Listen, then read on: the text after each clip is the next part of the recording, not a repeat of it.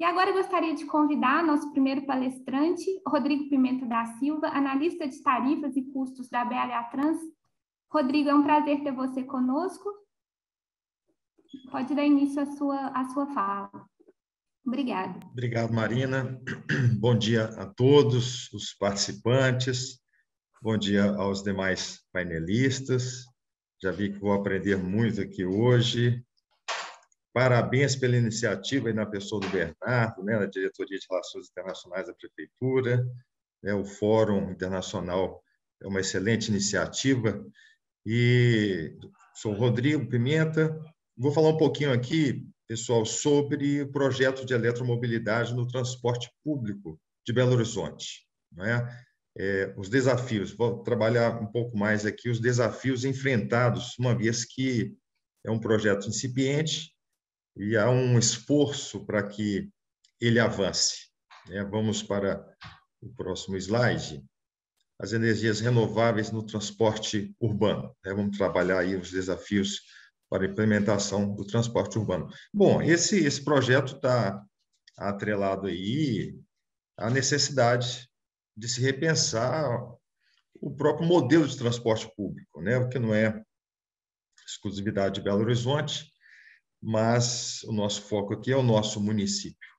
Há uma necessidade de se repensar, até mesmo para torná-lo mais atrativo, uma vez que o transporte público já vem enfrentando uma crise, perda de demanda, já mesmo antes da pandemia. Desde 2014 se observa um decréscimo aí da utilização, então alguma coisa precisa ser feita. E o apelo principal para essa iniciativa é a mudança mesmo de matriz energética, que é aderente aí à agenda climática global, né, os Objetivos de Desenvolvimento Sustentável, enfim. É sabido por todos que a infraestrutura de transporte público ela tem os seus gargalos, não acompanha o crescimento das cidades a contento, né, gerando, via de regra, muito descontentamento. Os veículos particulares em grande número é um grande problema, tanto em termos de emissões poluentes, e aí decorrências, doenças respiratórias, a questão do próprio meio ambiente. Trânsito é um desafio hoje, não só das grandes cidades, até médias e pequenas, mas em se tratando de capital, é um desafio enorme. Bom, e os ônibus de baixa ou de zero emissão, no caso aqui o ônibus elétrico, né, já não são nem tendência mundial, já são uma realidade no mundo, né? E aqui próximo de nós, no Chile, especialmente, na Colômbia, México, já estão avançados quanto a essa tecnologia, mas ainda há barreiras a serem vencidas. Pode passar o slide, por gentileza. Muito bem. A justificativa para esse projeto está embasada no tripé da sustentabilidade, né? Tem enfoque social. É fácil entender que qualquer melhoria no transporte público, que é o que transporta maior número de pessoas, maior número de viagens, qualquer melhoria vai impactar na melhoria de qualidade de vida, né? Vai diminuir o desgaste dos deslocamentos diários, né? E fontes de energia limpa serão sempre benéficas para a melhoria da saúde, para a redução de gastos públicos. Então, o enfoque social é muito perceptível. O enfoque ambiental, da mesma forma, né? Se utilizarmos uma matriz zero carbono, como o ônibus elétrico puro, isso aí vai possibilitar uma redução expressiva em termos de redução de gás de efeito estufa e poluentes de forma geral em nível local. E tem um enfoque econômico também, muito embora seja uma tecnologia cara ainda, mas uma mudança de matriz energética traz consigo todo um arcabouço aí, um aparato tecnológico, e vai resultar na geração de postos de trabalho, né, o fomento aí a inovação científica, educação, né, e formas de desenvolvimento em geral. São oportunidades que se vislumbram quando se adota uma nova tecnologia do tipo, né?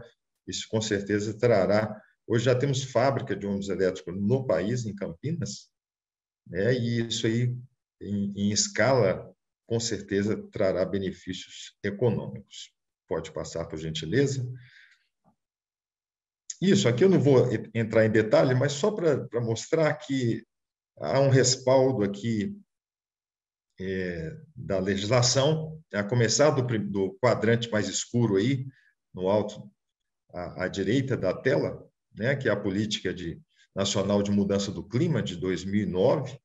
Depois, em 2012, o carro-chefe da mobilidade urbana, que é a PNM, a Política Nacional de Mobilidade Urbana, né, de 2012, traz diretrizes, objetivos, ela é muito bem elaborada, por sinal.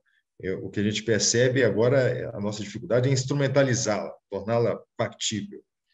Temos aqui a lei do clima da prefeitura, né, a 10.175 de 2011, né, que está em revisão, inclusive. Depois foi criado o Comitê Municipal de Mudança Climática, que está em pleno vapor, o PREGE, o PREGE, né, que já foi apresentado aqui nesse fórum, né? E temos também política em âmbito estadual, que também criou o seu comitê em 2015, ou seja, é uma política pública que está atrelada, aderente plenamente, né, àquilo que já tem como expectativa à luz da legislação vigente nas esferas federal, estadual e municipal. Podemos passar? Muito bem. Está atrelada também à própria agenda global, né? Dos 17 Objetivos de Desenvolvimento Sustentável da ONU, o projeto de eletromobilidade no transporte público, ele tem forte impacto em 7 desses objetivos, né? Saúde, bem-estar, energia acessível e limpa, trabalho decente e crescimento econômico, a indústria, inovação e infraestrutura, cidades e comunidades sustentáveis, especialmente o ODS 11, consumo e produção responsáveis e ação contra a mudança global do clima. Isso, com certeza, em escala, vai gerar um impacto muito positivo. Pode passar? Muito bem, aqui também não vou entrar em detalhe, mas só mostrando que, além da legislação já apresentada de forma bem resumida, aqui também está um espectro aqui da política pública de forma ampla no município, né? Desde o PREGE, que eu já mencionei, o Plano Diretor de Belo Horizonte já prevê ações para mitigação de emissão de gases de efeito de estufa, que passam todos eles pelo transporte, né, que tem uma forte participação aí na emissão de poluentes e de gases de efeito de estufa. Em 2012, já tínhamos aqui o planejamento estratégico atrelado à agenda global 2030, é a cidade que queremos. O carro-chefe aqui dessa política pública, todo esse aparato que nós temos, que passa por plano de gestão, plano estratégico da própria BH Trans, além da prefeitura, plano de governo, plano de metas, contrato de metas, mas o que mais impacta aqui e tem maior relevância é o próprio Plamob, né, 2030, porque ele traz consigo metas de tendência de redução, de crescimento de emissões de redução, e traz até como objetivo, dentro do eixo cidade sustentável, uma redução, já prevê uma substituição, né, de 20% da frota de ônibus até 2025 por veículos híbridos ou não movidos a derivados de petróleo e 40% até 2030. É lógico que é uma meta muito ousada para a realidade atual, mas é bom ter isso, né, para nos incentivar e até cobrar ações que tornem efetiva a política pública. Pode passar, por gentileza? Muito bem. Já há iniciativas tomadas, tá? Já há algum tempo. 2008 aqui não é que já tinha alguma coisa do tipo, não. Mas é porque em 2008 já estava previsto no contrato de concessão melhorias em termos de tecnologia menos poluente, tá bom? Foi feito o projeto piloto muito rápido, em 2016, tivemos aí alguns workshops apoio do WRI, do ICLEI e outras parcerias. E no final de 2021 foi feito um piloto muito curto, quase 30 dias, né, com um ônibus pode passar, o tempo aí é muito breve, né, muito rápido. Isso, aqui é uma parceria envolvendo, inclusive, a Secretaria do Meio Ambiente, tá? A CEMIG, sim, né? O WRI e ICLEI nos apoiando, e uma empresa, a BioID, fabricante de ônibus elétricos, cedeu um ônibus para um teste, e uma empresa operadora, Aviação Torres, ela fez um teste aqui, pode passar, de forma bem sucinta, tá? Isso, tivemos aqui uma avaliação de diminuição de ruído, muito interessante, com apoio direto da Secretaria de Meio Ambiente, em parceria com uma empresa, né, de acústica, laboratório, fez um estudo científico, já com resultados apresentados, da diminuição de ruído, que é fantástica. Também fizemos uma pesquisa de percepção dos usuários, da opinião pública acerca do ônibus, embora foi muito curta, mas foi muito positiva, pode passar. É só um relato breve, tá, gente? Isso. E agora, uma segunda fase é que nós estamos trabalhando em parceria, desculpa, a imagem não ficou muito boa, mas o consórcio Logística TDP está trabalhando em cima disso, como iniciativa do Ministério do Desenvolvimento Regional, Banco Mundial e ABS, né, de nos monitorar, aliás, de nos prestar uma consultoria para um projeto piloto com um número maior, de 25 ônibus elétricos, né, de 2 portes, padrão e articulado, pode passar. E a ideia é que esses 25 ônibus operem, né, por um período maior, para termos, então, o meu tempo aí já encerrou, vou precisar interromper, mas agora já foi feito um estudo, tá? E agora cabe discussões para a gente ver formas de obter financiamento, se pela área pública ou privada, a captação, para a gente avançar com esse projeto. É um desafio, tem aí os seus riscos, mas também gera oportunidades. E aqui eu concluo, em função do tempo, a minha fala, e ao final a gente pode discorrer um pouquinho mais aí no debate. Muito obrigado a todos. Obrigada, Rodrigo. Nós que agradecemos sua participação. Bem, agora eu gostaria de convidar a Priscila Gomes da Silva, diretora de Desenvolvimento de Negócios da Quebec International. Priscila? Olá, tudo bem? Bom dia.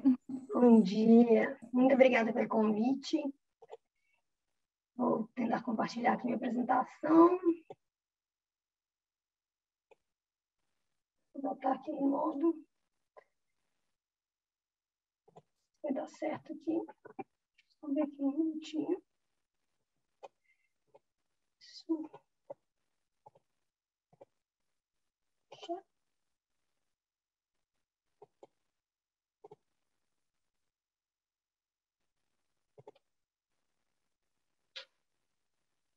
Tá ok aí? Tá dando para ver?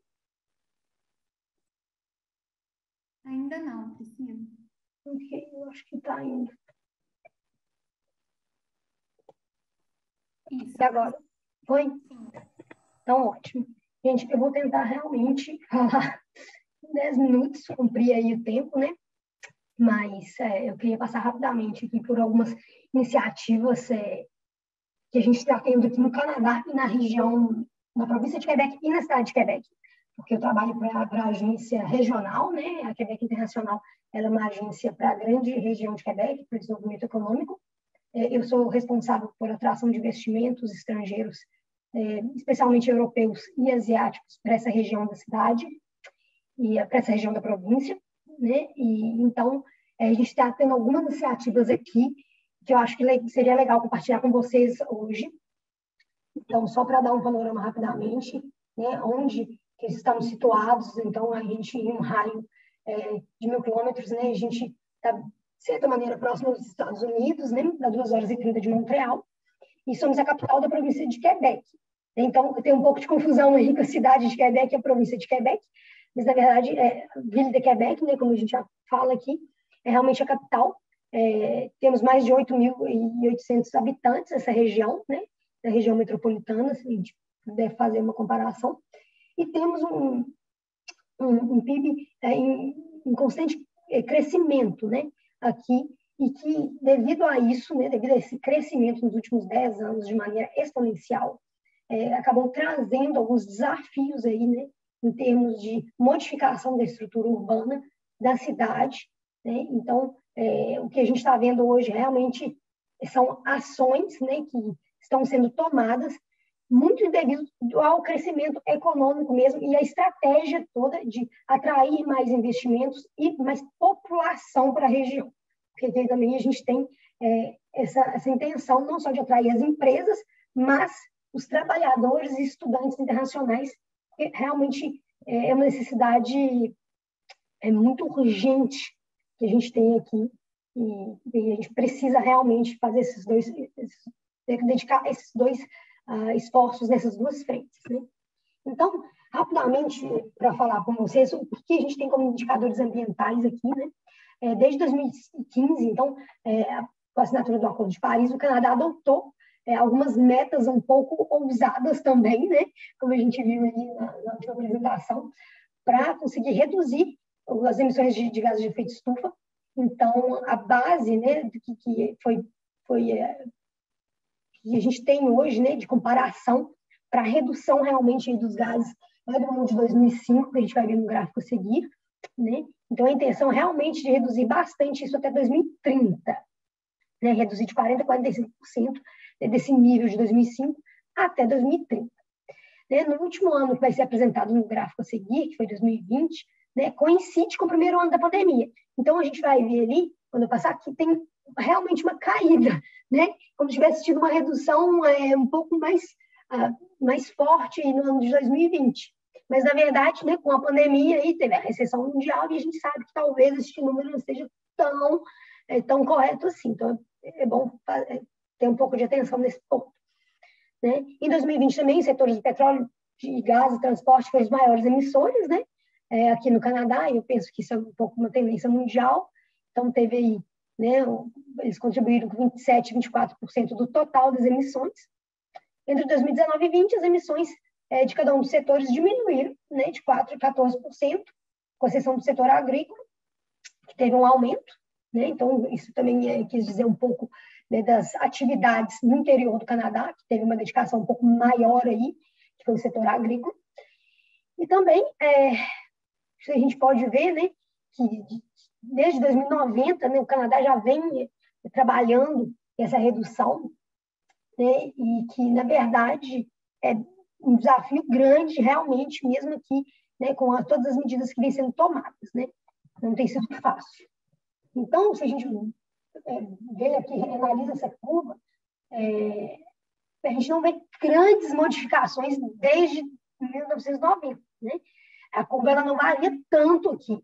E, como eu havia mencionado, em 2012, em 2020, tem essa queda, mas que, na verdade, né, a gente realmente teve todo o impacto da Covid, então talvez não seja tão real assim. Mas, né, analisando os números, então, a gente teve uma diminuição aí entre 9% e 11% no total, mas, de toda maneira, a gente ainda não percebe essa grande modificação, né, como era esperado. E grande parte disso a gente pode concluir realmente ao desenvolvimento econômico, né, a todo o esforço que o governo tem colocado aqui na região, né, no Canadá de maneira geral, mas especialmente na região de Quebec, para o desenvolvimento econômico e das indústrias, com a atração de investimentos, etc. Então, isso realmente causa um impacto maior. Se a gente fala de algumas medidas, e realmente só algumas medidas, muito rapidamente, né, que foram adotadas aqui, então a gente fala um pouco do Canadá e para a província de Quebec também, foi o desenvolvimento da cadeia de valor do carro elétrico. Então, isso hoje é uma premissa federal do Canadá, né, de desenvolver essa cadeia de valor aqui. Para a província de Quebec, foi adotada a estratégia para o hidrogênio verde e bioenergia, especificamente, então o governo provincial ele se dedica hoje a isso.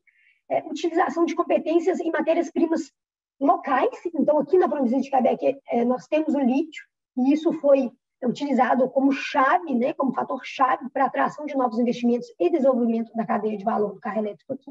Então a gente tem uma pegada mais de bateria. Incentivos, né, em todas as medidas, incentivos federais, municipais e provinciais, para atração de investimentos, podendo ter um equity do governo, principalmente do governo provincial, e redução de impostos, né, seja crédito de impostos ou realmente uma negociação da redução. E incentivo, talvez de maior impacto, né, e mais famoso hoje em dia, é realmente incentivo para a compra de carros elétricos. Então, a gente tem um programa federal, né, que é o Programa Emissão Zero, que permite empresas e pessoas físicas comprarem ou alugarem, né, um carro elétrico com emissão zero. Então, ele pode ter um incentivo de até $5.000 por veículo. E o programa provincial complementa esse programa federal, não exclui, eles podem ser utilizados da mesma maneira. Então, também, né, o apoio aí pode chegar até $8.000 canadenses para um carro de até 60 mil. Né? E no programa provincial também entram carros híbridos e motocicletas. Nós também temos alguns programas de financiamento diferentes, mas que visam também orientar e apoiar as empresas, né, da província de Quebec na integração de várias atividades aí ecorresponsáveis e tecnologias limpas. Né? E um deles é o Fundo Ecolíder, de $18 milhões canadenses, e um exemplo de projeto foi a eletrificação do transporte escolar. Então, realmente é um projeto ousado, né, que também entra aí na meta até 2030, para modificação de toda a estrutura do transporte escolar para veículos elétricos. Né? Nós temos aqui esse projeto piloto, né? Em termos dos ônibus públicos, é um pouco menos utilizado ainda, mas o nosso teste será um pouco mais aí nos ônibus escolares. Outros programas também, né, como o Competiver, para melhorar a competitividade dos negócios por meio de adoção de tecnologias limpas. Então, também, isso estimula o crescimento das empresas de tecnologia, tecnologias limpas localmente, né, e é um programa mais dedicado à inovação. A iniciativa federal, que é o acelerador Net Zero, né, do fundo de 8 bilhões, é para realmente financiar projetos que permitirão ao Canadá reduzir as emissões nacionais de gases de efeito estufa e, logicamente, atingir essa meta, né, de redução até 2030. São todos programas um pouco mais recentes, né? Então, aí, devido a essa conclusão que a gente não conseguiu ter uma evolução tão grande, né, ao longo dos últimos 20 anos, a gente pega 1990, para essa redução, então o governo tem tentado realmente colocar mais estratégias, né, em vigor para essa redução aqui. A estratégia de hidrogênio verde e bioenergia, né, da província de Quebec, ela está, né, em vigor, ela é uma estratégia provincial, mas que ela demanda também várias ações em termos das cidades, né? Então, cada cidade também ela tem, né, a responsabilidade de colocar iniciativas, né, em vigor para essa redução, né, em termos, seja para atrair investimentos em tecnologias limpas, seja realmente para adotar outras medidas de transporte urbano para contribuir para essa redução. Então, aqui na cidade de Quebec, considerando alguns desafios que a gente tem, né, nós vendo esses desafios de maneira rápida, a ausência de metrô, inverno extremamente rigoroso, necessidade de melhoria de conexão entre os dois centros de negócios na cidade, o crescimento exponencial da economia, a rede energética ainda, né, não totalmente capaz de acompanhar esse crescimento, e os objetivos estabelecidos pelo governo do Canadá. Nós temos hoje, na grande região de Quebec, um projeto de infraestrutura que é o projeto do Tramway, né, que é uma espécie de bonde, né, com 23 quilômetros de linha, que está sendo construído, né, porque as obras já começaram, né, aqui na região de Quebec, 3,3 bilhões de dólares investidos nesse projeto, né, então é realmente para trazer mais conforto para os usuários também, né, porque aqui, como a gente não tem metrô, existe hoje realmente essa deficiência no transporte. Vai ser uma pista exclusiva, então não vai ter atrasos, né? No inverno a gente tem muito problema no atraso com os ônibus aqui por causa da neve, né? O acúmulo de neve. As estações delas vão ser próximas, de certa maneira, realmente para possibilitar o atendimento ao maior número de pessoas, né?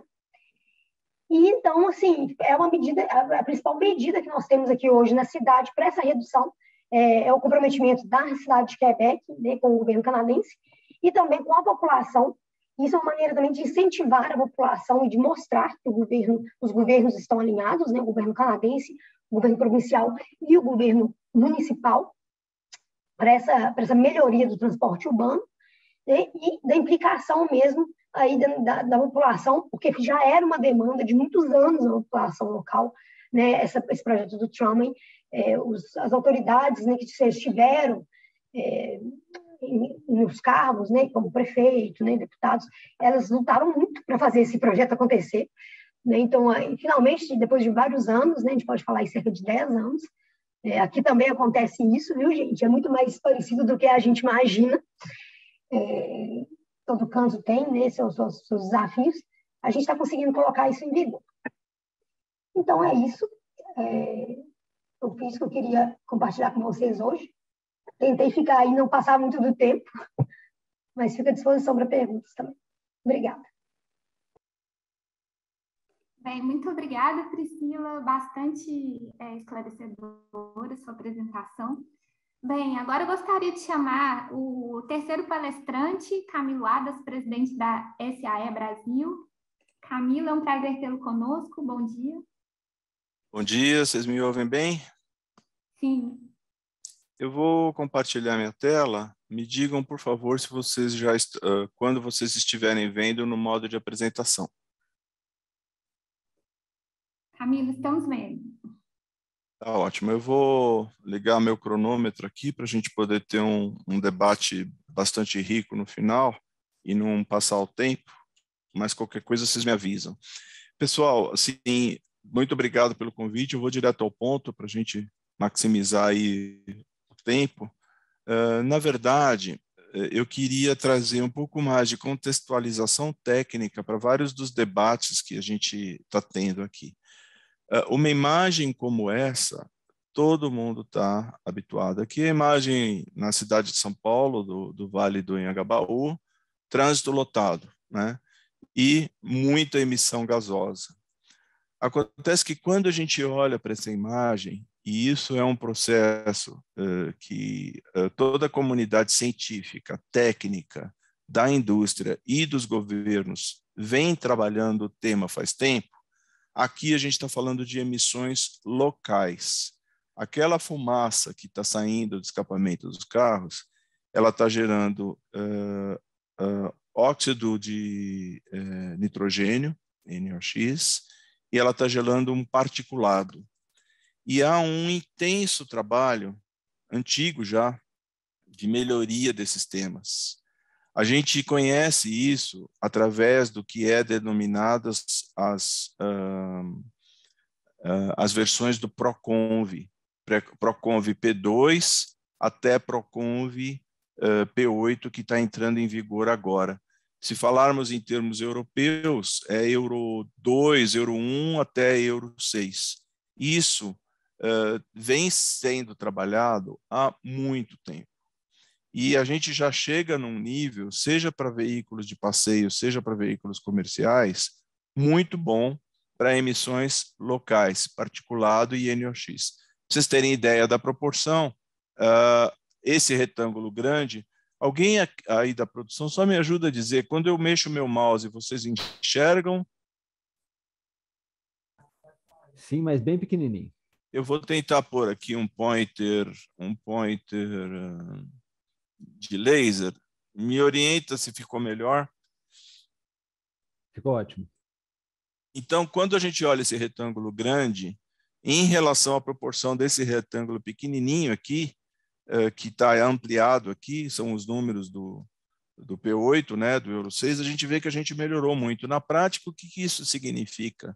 Se a gente pensar num ônibus urbano, da legislação P2, um ônibus daquela época, ou que ainda esteja circulando e tenha sido fabricado naquela época, sozinho, um ônibus emite a mesma coisa que 36 veículos da legislação PROCONV P8 em NOx e o mesmo que 107 veículos da legislação P8 em material particulado.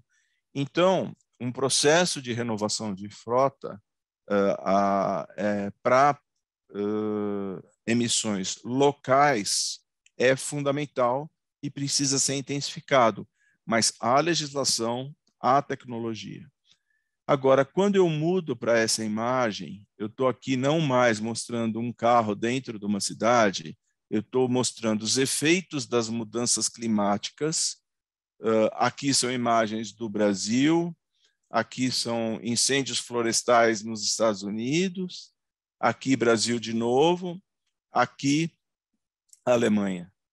Quando a gente começa a ver que, apesar de nós, brasileiros, estarmos acostumados a enchentes por causa de saneamento básico, por causa de infraestrutura, etc., pode parecer até algo habitual para nós, quando a gente começa a ver o mundo vivendo isso em termos de enchentes na Alemanha, incêndios em vários países, a gente começa a perceber que nós estamos tratando de um efeito muito mais importante que está mudando, né, as mudanças climáticas, que é o efeito dos conhecidos gases de efeito estufa.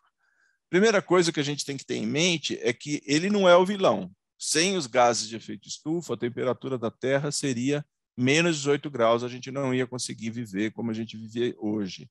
Basicamente, o que são os gases de efeito estufa? A atmosfera terrestre, ela faz um efeito de estufa para a radiação solar que é refletida na superfície da Terra e mantém essa radiação dentro da atmosfera, aquecendo e mantendo a temperatura média que a gente está acostumado a viver. Então, a gente habituou a falar do problema dos gases de efeito estufa, mas o que a gente está falando é da variação da proporção, seja de CO2, seja de óxido nitroso ou de metano, na atmosfera. Como cada elemento desse tem um poder refratário, muda a temperatura média global. E se a gente olha aqui o gráfico de emissão de CO2 emitido desde o período pós-industrial, desde quando começou a se medir, a partir do período pós-industrial, 1950, a quantidade de dióxido de carbono na atmosfera começou a crescer muito. E, proporcionalmente, se a gente olha aqui para 1960, 10 anos depois, a temperatura média global da atmosfera terrestre começou a subir muito.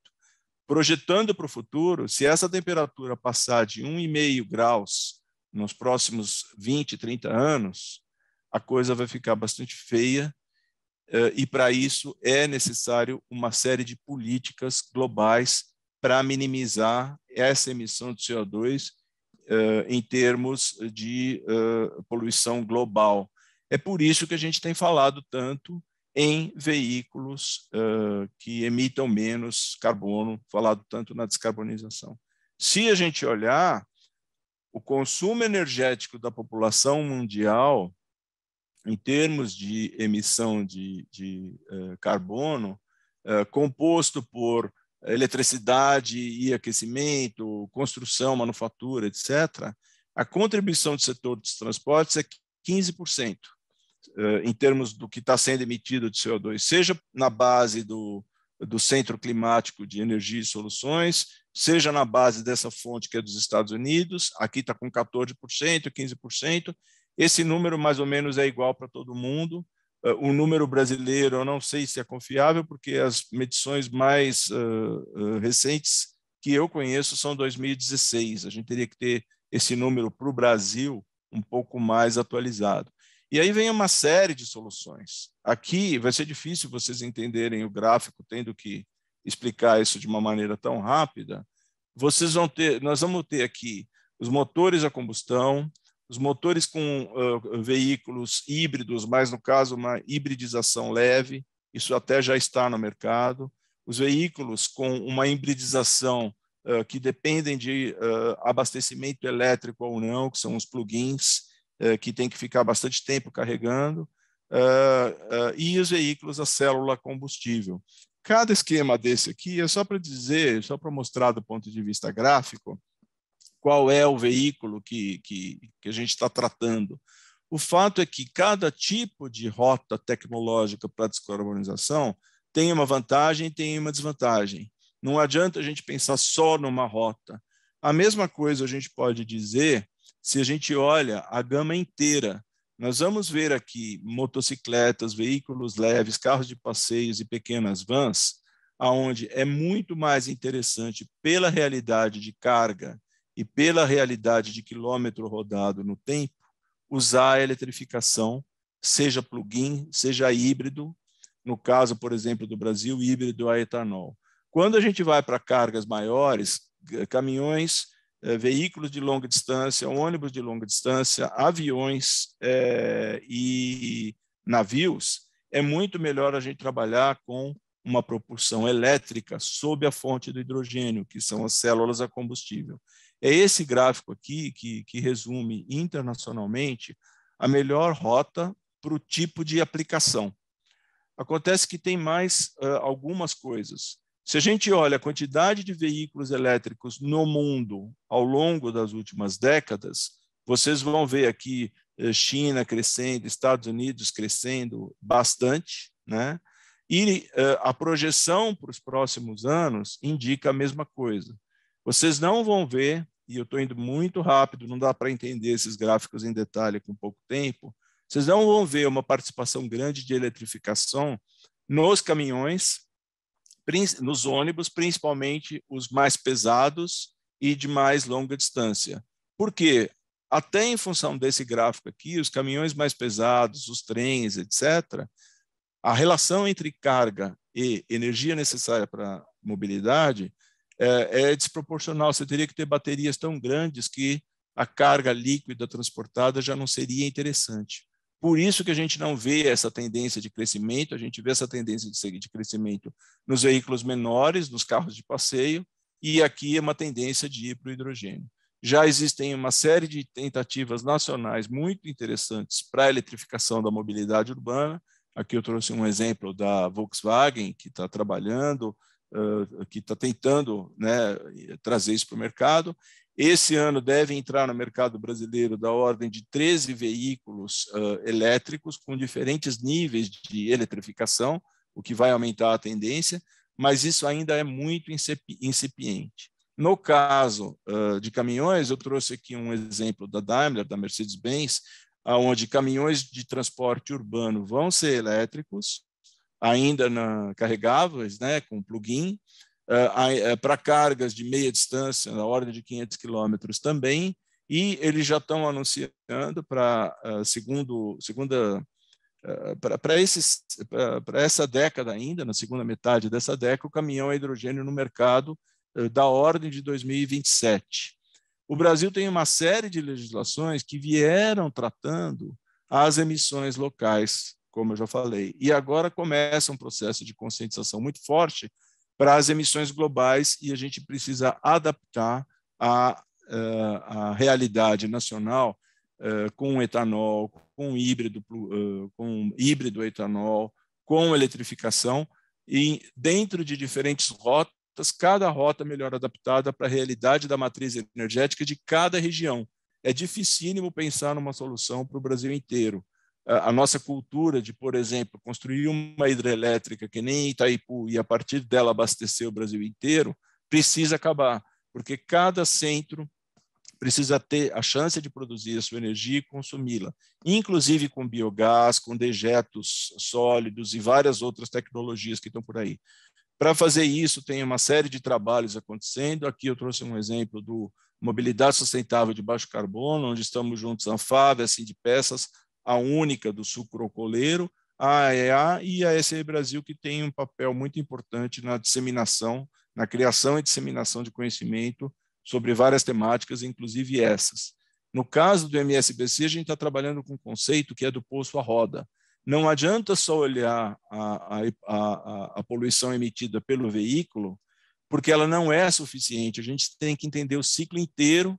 E aí, por exemplo, quando a gente compara um veículo a motor com ciclo Otto, né, um veículo com combustível a gasolina ou mesmo a etanol, pode parecer que o veículo elétrico é muito melhor.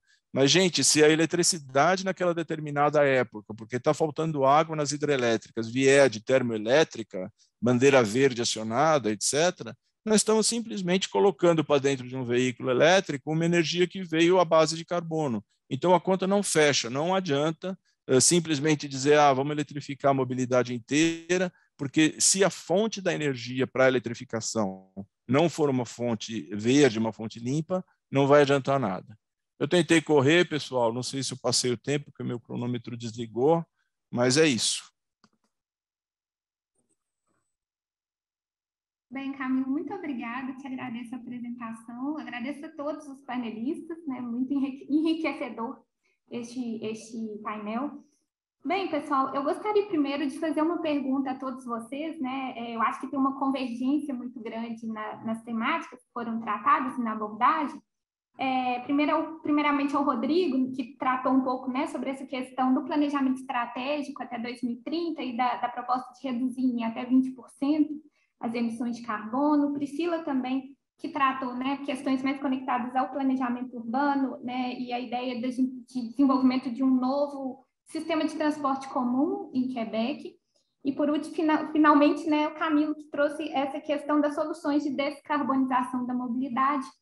Bem, gente, a minha pergunta ela é no sentido, né, de uma convergência dessas estratégias e dos conceitos que vêm sendo utilizados em planejamento urbano, como, por exemplo, da cidade de 15 minutos do professor Carlos Moreno, que trata das cidades, né, como lugares onde é possível viver, dispor de serviços, estudar, trabalhar, ter lazer ali a uma distância caminhável de 15 minutos, né, por meio de, enfim, né, a pé ou de bicicleta. No qual propõe, né, como uma solução dessa questão do zero carbono, trazendo com que as pessoas se desloquem menos de suas residências, né, e façam grandes deslocamentos por meio de transporte público. Então, minha pergunta, eu acho que ela vai um pouco nesse sentido, né, nessa integração com as estratégias de planejamento urbano. Como vocês acham que a gente pode pensar nesse desenvolvimento de outros modais, né, de transporte e estratégias aí de mobilidade ativa em cidades, né, como Belo Horizonte, por exemplo, que é tão diversa, tem DHs tão diversos, índices, né, os índices são tão desiguais e a cidade é relativamente espraiada. Então, gostaria de ouvir um pouquinho cada um de vocês, né, o que a gente poderia aí pensar em soluções para a nossa cidade. Bom, eu poderia falar primeiramente. Há um tempo atrás não se pensava tanto nesse diálogo, né? Ao se pensar no planejamento urbano. Hoje a gente vive aí grandes desafios, né? Mas há uma sensibilidade muito maior e até um esforço, né, em ordem mundial, mas vou falar aqui pelo nosso município, em fazer sentar na mesa, né, a área de mobilidade junto com a uso e ocupação do solo, né? Há um esforço para se implantar, dadas as nossas, considerando, né, que pesa as nossas dificuldades viárias, mas há um esforço em se implantar ciclovias, né? Melhoramento de calçadas, que é um problema que eu diria ainda muito grande na nossa cidade, para incentivar a mobilidade ativa, né? O caminhamento e aí a ciclovia. Eu vejo hoje essa discussão, envolvendo, inclusive, a sociedade civil organizada, ela avançou muito e tende a avançar ainda mais, né? De fazer conversar as áreas envolvidas e pensando, né, fora da mobilidade ativa, caminhamento, bicicleta, os outros modais estarem também articulando aí com a própria ocupação da cidade, né? Trabalhar a questão das centralidades e o mix de tecnologias. Eu acho que precisa conversar tudo isso, né? O que o Camilo colocou muito bem aí.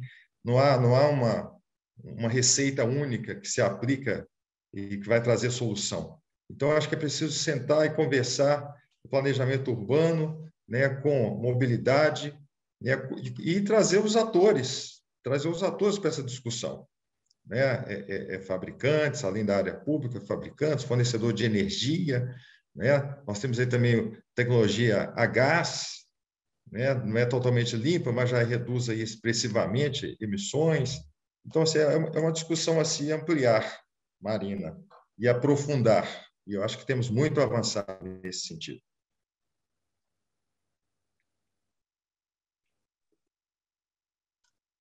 Bem, Priscila e Camilo, gostariam de...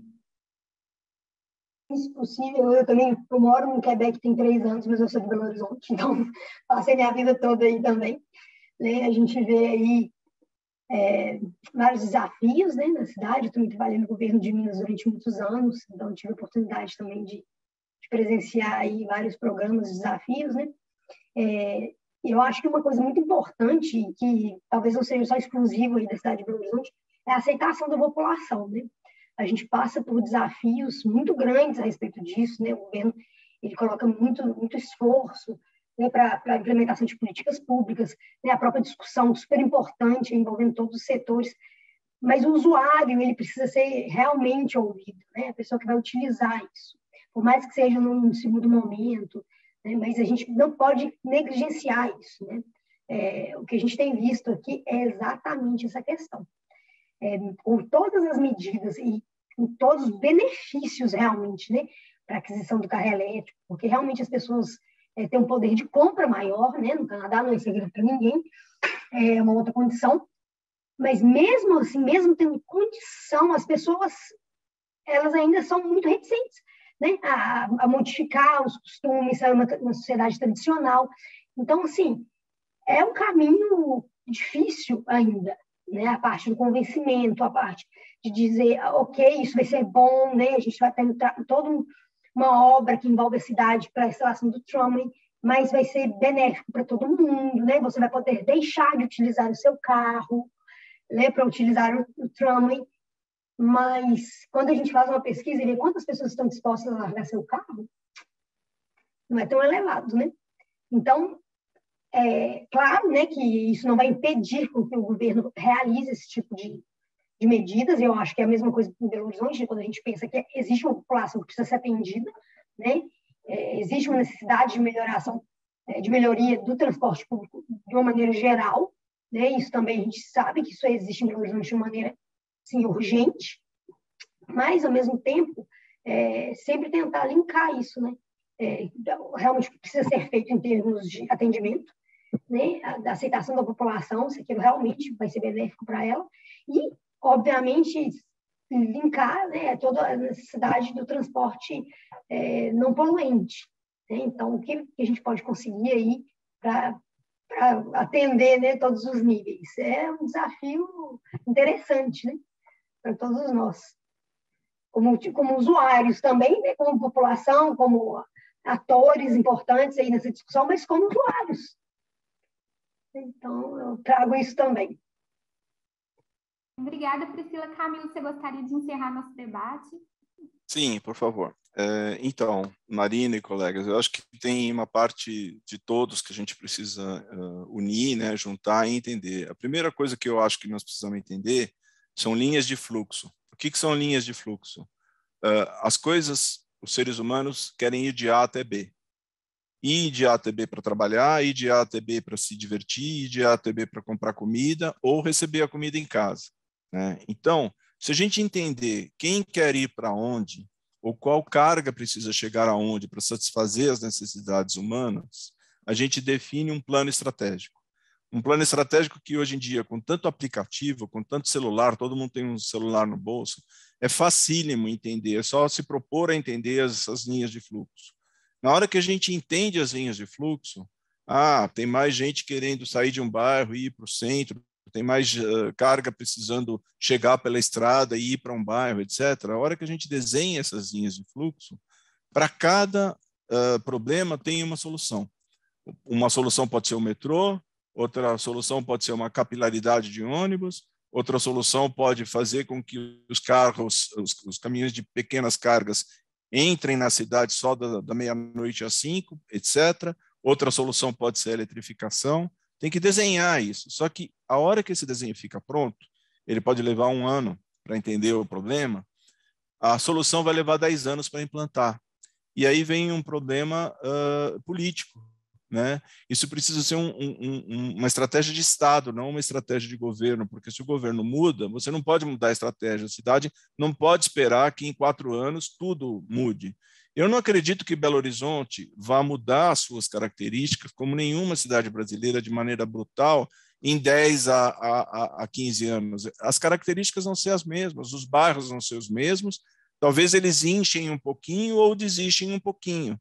Então, daria para fazer uma simulação, um estudo já, a ser implantado, com essa lógica, nos próximos 10 a 15 anos. Belo Horizonte pode voltar a ser a cidade dos sonhos, como era, quando tinha só aquela parte central, com as ruas arborizadas, bem desenhadas, etc. É só criar esse plano estratégico. E a hora que acontece, Priscila, as pessoas mudam de hábito, as pessoas não insistem no hábito porque assim, eu não quero pegar o ônibus porque eu vou entrar num ônibus lotado, eu não quero ir de bicicleta porque é uma ladeira, poxa vida, sabe, será que eu vou de eVTOL, que é aquele veículo elétrico de ascensão vertical?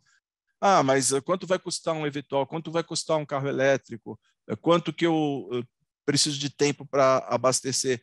Na hora que a gente resolve as necessidades humanas, individuais, o pessoal adere rapidinho. Olha com que velocidade a gente aderiu a celular, a aplicativo, a uberização, seja o que for. É só ser conveniente em todos os sentidos, inclusive no sentido ético. Bem, gente, muito obrigada, Camilo. Muito obrigada a todos. Nós agradecemos muito a participação neste webinar. Daremos prosseguimento ao encerramento do fórum no período da tarde, das 14 às 15 horas. Declaro essa sessão realizada com sucesso. Obrigada, gente. Prazer, obrigado. Obrigado a todos. Eu só queria fazer um pedido, se for possível. Como eu disse inicialmente, a expectativa era aprender muito e aprendi. Mas, se fosse possível compartilhar as apresentações, Camilo e Priscila, agradeceria muito aí, por meio do pessoal que está organizando. Ok? Pode encaminhar para a gente da organização que a gente distribui para todo mundo. Ok, muito obrigado. Obrigado. Tchau, gente. Tchau, gente. Bom dia para todos.